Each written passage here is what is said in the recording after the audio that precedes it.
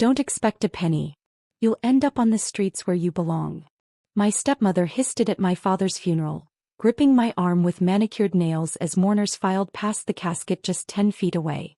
Her sons stood behind her, smirking in their expensive suits, already calculating how they'd split the inheritance they believed was theirs. I didn't respond.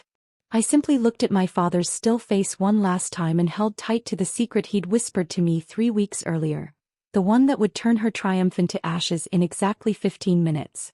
Before I tell you what the lawyer said that made her scream, ask yourself honestly, if you'd spent years being told you were worthless, how would you handle the moment the truth finally came out?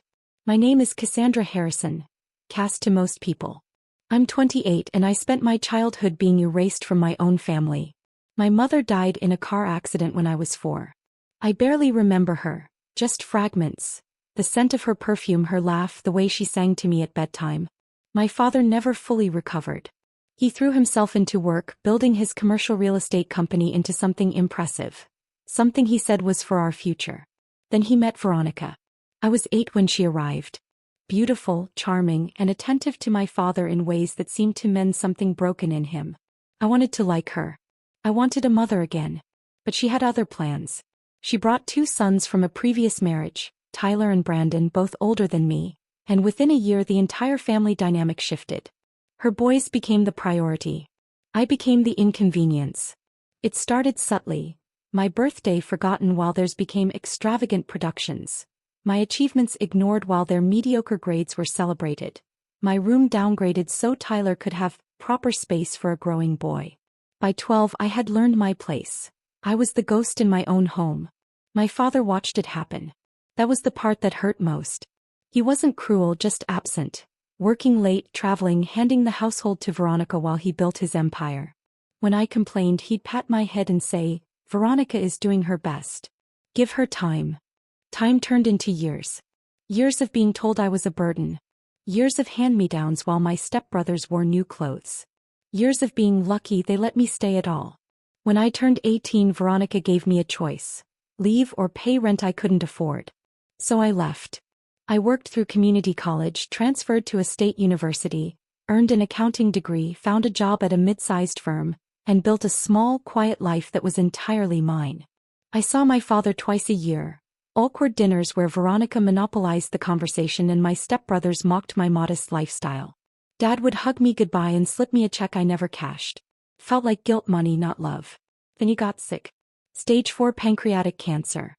4 months to live. I found out through a text from Tyler. "Dad's dying. Thought you should know." No invitation. No details. Just a notification like I was a distant cousin. I drove to the house anyway. Veronica blocked the door.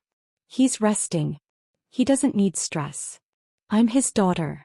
You gave up your rights when you abandoned this family." I hadn't abandoned anyone. I'd been pushed out. But arguing with Veronica was pointless. I waited in my car for 3 hours until she left for a hair appointment. Then I slipped inside. Dad looked small, fading, but his eyes lit up when he saw me. "Cassie," he whispered, my childhood nickname. "I was hoping you'd come." We talked for 2 hours. Honest talk. The first in 15 years. He apologized, truly apologized. For being absent. For letting them mistreat me. For failing to protect me. "I was a coward," he said, crying. "I thought keeping the peace was keeping the family. But I lost you." "I'm here now," I told him. He nodded. "And I'm going to make things right." That's when he told me about the will. Originally everything had been split evenly, but years ago under Veronica's pressure he'd changed it, reducing my share to almost nothing. "He'd been too weak then," he said. "But I'm not too weak now." A week before he died he called his lawyer and changed everything. He made me promise not to tell anyone until the reading. "She's going to be furious," he warned. "But it's my money. My company. My decision. And I'm leaving it to the person who never asked me for anything, even when she deserved everything." He died the next Thursday morning. I wasn't allowed in the house. The funeral was a spectacle. Veronica performed grief with a designer handkerchief. Tyler and Brandon wore matching masks of sorrow. Business associates paid respects to a family I'd never been part of.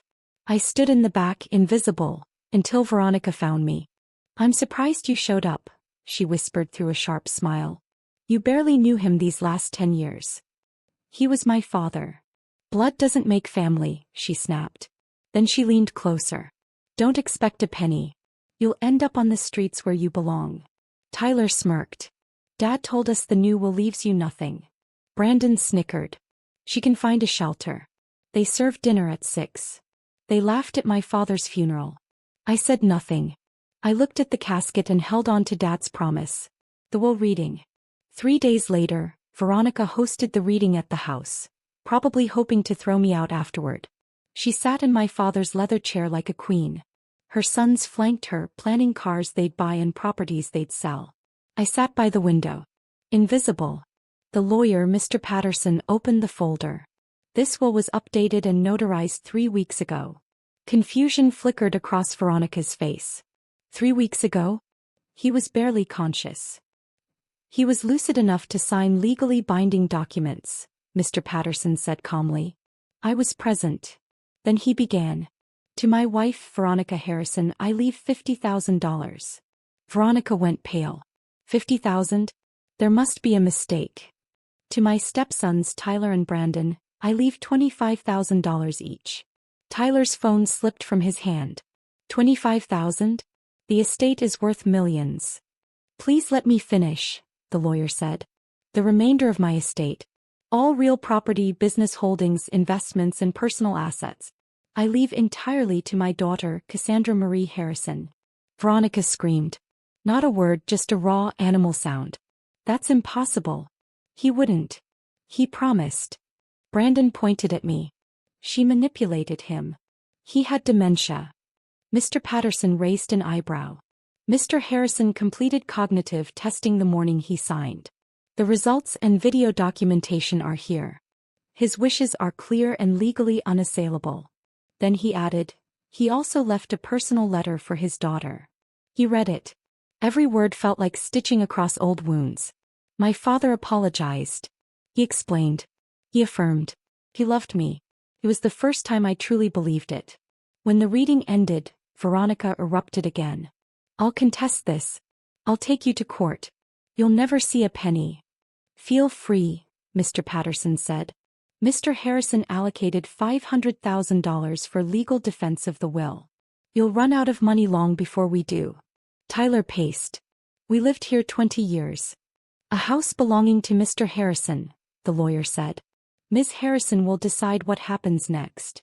I stood. You have 30 days to vacate. What? I'm not heartless. I'm giving you time. But you told me I'd end up on the streets. You said I belonged nowhere. Turns out Dad made sure I'd never be homeless again. I walked to the door, then paused. Oh, and Veronica?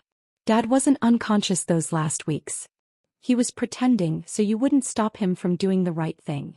Her face crumbled. I left. Veronica contested the will. She lost, badly. The evidence was ironclad.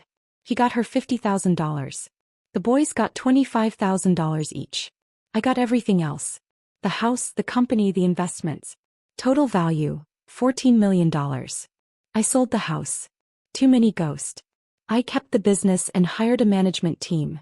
It's profitable under my oversight. I bought a small, peaceful home of my own. Tyler works at a car dealership now. Brandon hops between jobs.